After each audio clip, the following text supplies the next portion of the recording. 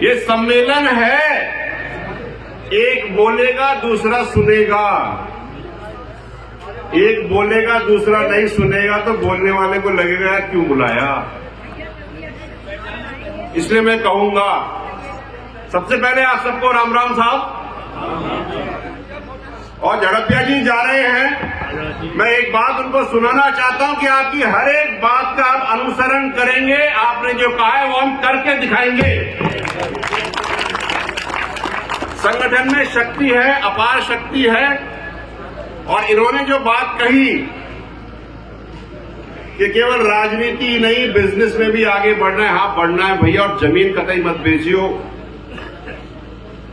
यही तो है जो तुम्हारे पास है, बाकी तो सब उड़ जाएगा। मैं जो बात करना चाहता था, लंबी दो चार बातें हैं। मेरे साथ आज यहां पर करीब 20 एक लोग आए हैं जो गुर्जर आरक्षण संघर्ष समिति से हैं, और हम पिछले 3 दिन से पूरे राजस्थान में घूम रहे हैं और केवल एक ही मुद्दा लेकर के कि बोल गुर्जर मन की बात। ये चल रहा है राजस्थान में, और हम बहुत खुशकिस्मत हैं कि वो थोड़ा सा यहां पर पलवल में भी और बड़ौली में भी बात करने का मौका मिला। तो बोल गुर्जर मन की बात राजस्थान के राज में आपके सामने अपने मन की बात कहना चाहूंगा। बहुत सारी बातें हुई, भैया हट जाता था। अरे काऊ तो सुन रहा है यार, हट जा।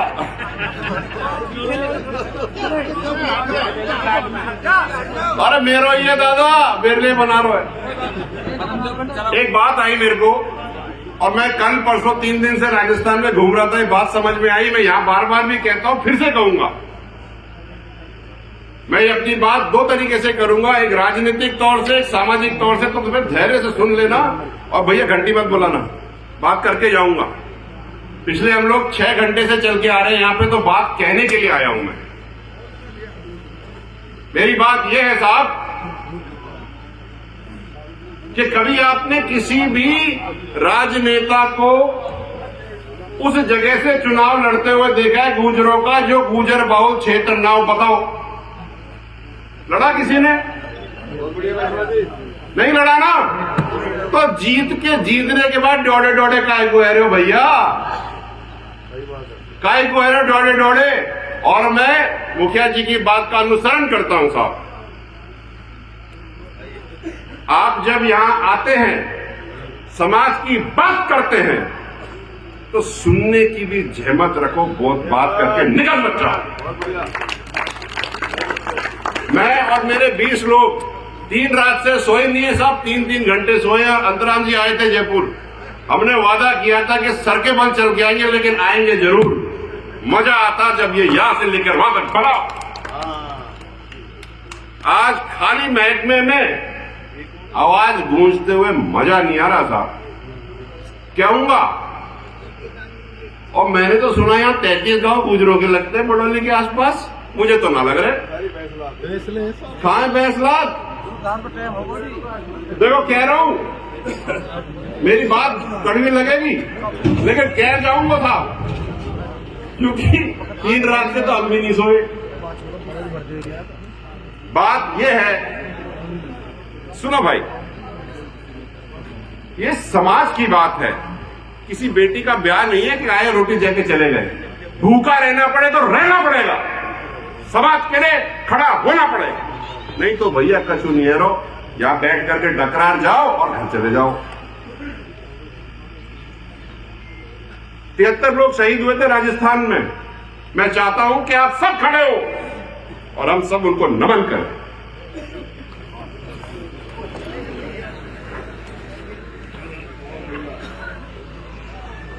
ये इसलिए मैंने खड़ा किया है साहब कि आज जो गुर्जर लेकर के, नट लेकर के, छाती तान के चल रहे हो ना आप सब, ये 73 लोगों की शहादत की वजह से है।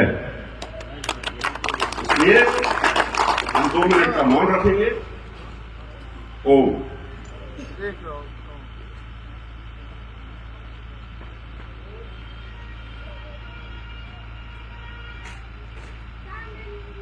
ओम शांति। विराज। मैं जो बात आपसे करना चाहता हूं, छोटी छोटी अजीब सी बातें लगेंगी आपको, लेकिन कहूंगा जरूर। अपने कितने राजनेता हैं पूरे भारत में? चलो भारत हटा दो, राजस्थान में, दिल्ली में कभी आपने गुर्जर पॉलिटिकल लीडरशिप को एक कमरे में बैठ करके चाय पीते हुए देखा है क्या? जिस दिन एक कमरे में बैठ के चाय पी लेंगे तुम्हें टिकटों की बौछार लग जाएगी, पिला के तो देखो यार। और अगर आपको जगह नहीं मिलती ना तो गांव मुंडिया में आ जाना, टूटी फूटी है वहीं पिला देंगे भैया। लेकिन आओ तो सही, बैठो तो सही, काम करो तो सही। काम ही नहीं करोगे तो भाई मैं जीत रहा हूं, लड़ रहा हूं, ये एमएलए मैं लड़ रहा हूं, वो सांसद, चाय क्यों नहीं पी सकते? और मजेदार बात तो है कि आ जाओ कमरे में, बंद कर लो किवाड़, 2 हुक्का पी लो, कुछ मत बोलो, बाहर जाके मीडिया कह देना क्या करा, बोला कुछ नहीं करा, बात ही नहीं करी, मानेंगे ही नहीं, बावले आ जाएंगे और पूरा भारत तुम्हारे पीछे दौड़ेगा। करके तो देखो। मैं चाहता था ये बात मैं पहले करूं जब सब नेता यहां बैठे। बात तो उनसे की जाती है ना जो सामने बैठे हो, पीछे से बोलो तो बोला बोल रहा है। मैं कहते जा रहा हूं, मेरी बात पर विचार करना आप सबके सब, क्योंकि ये जो टीस मैं कह रहा हूं, मैं पिछले कुछ सालों से महसूस करता आ रहा हूं। आपको पता है राजस्थान में 5% आरक्षण लगा हुआ है। मुझे ये बताओ कि उत्तर प्रदेश में क्यों नहीं है? क्या वहां गुर्जर नहीं है पिछड़े?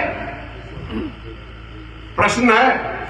अपना उत्तर प्रदेश का गुर्जर, माफ करना भाइयों,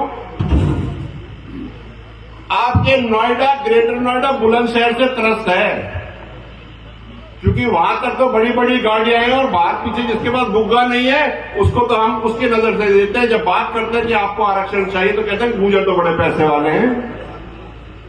जो गरीब गुर्जर पीछे सहारनपुर के आगे रह रहा है उसकी क्या गलती है?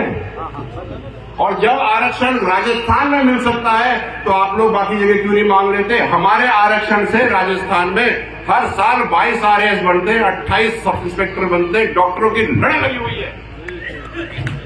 आज की तारीख में 5% आरक्षण से औसतन 15,000 सरकारी लोग सरकारी नौकरियों में गुर्जरों के, जहां पे एक नहीं मिलता था। जब राजस्थान में हो सकता है तो बाकी जगह क्यों नहीं हो सकता? सोच के देखो। मैं ये नहीं कह रहा करो, सोच के तो देखो, क्यों नहीं हो सकता? क्या केवल राजस्थान ही कर सकता है, आप नहीं कर सकते? आप भी तो हमारे घर के आदमी हो, फैसले बैठे यहां पे, यहां क्यों नहीं हो सकता? सोच के देखो, विचार करके देखो। दिल्ली में इलेक्शन होने वाले 3 महीने बाद। क्यों भाई? कहते हैं ना कि दिल्ली गुर्जरों का गढ़ है कि नहीं? बताओ हाथ खड़े करके। है तो कितने बनेंगे? इसमें भी हाथ खड़े कर लो, मंथन करके देखो। एक आदमी इलेक्शन लड़ता, 3 और खड़े हो जाते, मैं भी भाई, तो ऐसे बनेगा?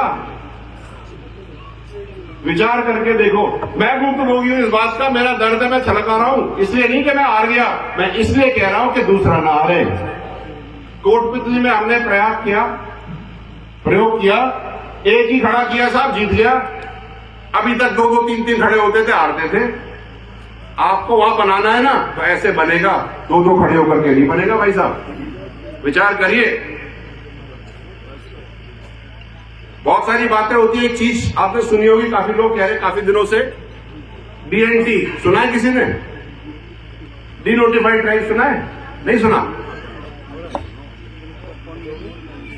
माननीय प्रधानमंत्री जी ने कुछ साल पहले कमीशन बिठाई थी, इरादे कमीशन, जिसने, आप सुनो मेरी बात, अरे सबको बताना, क्योंकि आधे लोगों को तो पता भी नहीं है। सुनो भाई, DNT के अंदर में इरादे कमीशन ने कहा कि हर स्टेट में गुर्जरों को और जातियों को अलग से घुमंतु, अर्धघुमंतु और क्रिमिनल ट्राइब्स को अलग से उठा करके seed scheme for economic empowerment of denotified tribes में डाला जाएगा। उसमें मिलेगा क्या? आपके बच्चों को CDS, UPSC, IIT, मैनेजमेंट, इन सब के लिए कोचिंग के पैसे मिलेंगे फ्री। पैसे आपको नहीं मिल रहे, बाकियों को मिल रहे। आप कौन सी केड़ा गा रहे हो? आपके पास पैसे बहुत होंगे साहब, लेकिन उसकी सोचो जो सहारनपुर के आगे बैठा है, उसके पास तो नहीं है। ये स्कीम क्यों नहीं देते? बात क्यों नहीं करते? उठाते क्यों नहीं है? क्यों? क्योंकि अगर ये बढ़ गए तो ये वहां पहुंच जाएंगे जहां पर निर्धारित करते हैं नीतियां और क्रियान्वयन भी करते हैं। आपको वहां जाना है तो ये स्कीमें देनी पड़ी, क्यों नहीं मिल रही है? सोचो, विचार करो। एक टीम दिल्ली में बैठ करके इस पे काम करे, उसके हाथ मजबूत करो तो सही। मैंने बहुत सारे लोग यहां देखे, बहुत सारे लोग चारों तरफ देखे, लेकिन मुझे कहीं पर भी या बहुत ही कम मात्रा में टेलीविजन पे डिबेट करता हुआ गुजर दिखा। मुझे कहीं पर भी इंटेलेक्चुअल डिस्कशन करता हुआ गुजर बहुत कम दिखा। क्यों? क्या दिमाग नहीं है हम में? क्या हम मुद्दे की बात नहीं कर सकते? क्या हम केवल बड़ी बड़ी थार, मोटे मोटे टायर, गड़सोड़ने की चेन लेके चलेंगे? अगर आप इंटेलेक्चुअली आगे नहीं बढ़ोगे तो समाज धरातल में जाता जाएगा। जड़पिया साहब यही तो कह रहे थे दूसरे शब्दों में। इस पे विचार करिए, मंथन करिए। किसकी बेटी किसके साथ भाग गई, किसने कितना पैसा लिया दहेज में, ये चर्चा करना बंद करो, इससे कोई मतलब नहीं है। ये बात करो कि किसके बच्चे कहां लगे, कौन कहां पहुंचा, किसने क्या बड़ी बात करी, ये बात करना जरूरी है। मैं समाज के हित की बात कर रहा हूं साहब। देवनारायण योजना चल रही है राजस्थान में, आपको पता है? देवनारायण योजना जब संघर्ष हुआ, आरक्षण नहीं मिला, तो कर्नल साहब ने कागज पर लिख करके एक योजना बनवाई जिसका नाम है देवनारायण योजना। इस योजना के तहत रेजिडेंशियल स्कूल्स, लड़के और लड़कियों के करीब 36 हैं राजस्थान में, अलग अलग जगह, जहां पे 6ठी क्लास में बच्चों को एडमिशन दिया जाता है, पूरी पढ़ाई कराई जाती है 12वीं तक, खाना रहना, किताब विताब सब मिलती है। इन स्कूलों के रिजल्ट 98% आ रहे हैं। ये गांव का लड़का जो घोड़े में अपनी साइकिल चलाता है, ऐसे धक्का दे दे करके उस बच्चे को आज IIT में जाने का मौका मिल रहा है। ऐसे काम हो रहे हैं। आप ये समझिए, गुरुकुल योजना चलती है, करीब 500 बच्चे हर साल प्राइवेट स्कूलों में डाले जाते हैं, जिनका रहने का, खाने का, पढ़ने का सारा खर्चा देवनारायण योजना करती है। आप ये समझिए कि स्कॉलरशिप 10वीं, 12वीं, कॉलेज और प्रोफेशनल कोर्सेज के लिए हर साल स्कॉलरशिप जाती हैं। अभी तक करीब हम लोग 15 लाख बच्चों को स्कॉलरशिप दे चुके हैं देवनारायण योजना से। जब ये चीज राजस्थान में हो सकती है तो बाकी स्टेट्स में क्यों नहीं हो सकती? आरक्षण मत दो, ये पीछे बैठे हैं ना गुजर, पीछे जो पिछड़ गए, इनको आगे बढ़ा दो यार। तो मैं आप सब सरदारी से जो यहां बैठी है, आप सबसे कहना चाहूंगा कि आप अपने अपने स्टेट्स में देवनारायण योजना लागू करवाने की पहल करें। मध्य प्रदेश में लागू हो गई, 2 साल पहले बड़ा झगड़ा हुआ, रघुवीर जी उसके चेयरमैन बने, लेकिन अफसोस चेयरमैन ही बन गए साहब, रुपया ही नहीं आया। अरे हमें चेयरमैन नहीं चाहिए, हमें गाड़ी के ऊपर लाल बत्ती नहीं चाहिए, हमें उसके अंदर पैसा चाहिए, पैसे से स्कूल चाहिए, स्कूल से बच्चे पढ़ने चाहिए, हमें ये चाहिए। आपको मेरी बात लग रही होगी बड़ी अजीब सी, लेकिन जो बातें मैं कह रहा हूं ये यथार्थ है, राजस्थान में हो रही हैं। जब हम वहां हो सकती हैं तो यहां क्यों नहीं हो सकती? ये मेरा प्रश्न है आप सबके साथ और पूरे मंच के साथ। मैं एक बात कहना चाहूंगा आपको, जिंदा हो तो जिंदा दिखो। मरी लट की तरह तो सारी दुनिया जी रही है। खड़े रहो, लट लेके खड़े हो जाओ, अपनी मेहनत से खड़े हो जाओ, अपनी बात से खड़े हो जाओ। मैं बहुत शादियों में गया साहब, बड़े खर्चे देखे मैंने, लेकिन अभी कह रहे थे कोई हम लाइब्रेरी बनाने का प्रयास कर रहे, लाइब्रेरी पे खर्चे क्यों नहीं होते? क्यों? एक लाइब्रेरी बनाने में 3 लाख रुपए लगते हैं। 3 लाख रुपए से ज्यादा की तो घड़ी पहन के घूमते हैं आधे से ज्यादा लोग यहाँ पे। बच्चों को भविष्य दे नहीं रहे, घड़ी से क्या समय देखोगे अपनी? माफ करना साहब, कड़वी बात कह रहा हूं मैं ये नहीं कह रहा महंगी घड़ी मत पहनो, लेकिन थोड़ा सा यहां भी दे दो। एक कुंभ लगता है साहब, कहते हैं कि राजनीति और धर्म और भविष्य और परिवर्तन सब एक साथ चलता है। तो जब कुंभ में हर एक का अखाड़ा लगता है, तो देवनारायण भगवान का अखाड़ा क्यों नहीं लगता? मेरा ये प्रश्न है आप सबसे। और आपको मैं बताऊं, बहुत साल पहले लगता था, धूल में चला गया।